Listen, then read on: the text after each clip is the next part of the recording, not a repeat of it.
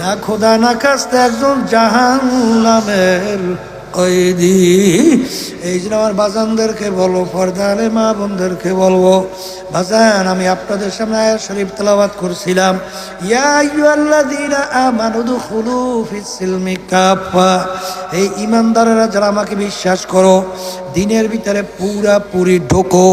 বাজান ছাত্র 10 সাবজেক্টে পরীক্ষা দেয়, 9 সাবজেক্টে 100 করে নম্বর পায়। এক সাবজেক্টে যদি ছাত্র ফেল করে, ছাত্র কিন্তু ফেল। ঠিক বাজান, মা আতাকুমুর রাসূলু ফাখুযুহু ওয়া মা নাহাকুম আনহু ফান্তাহু।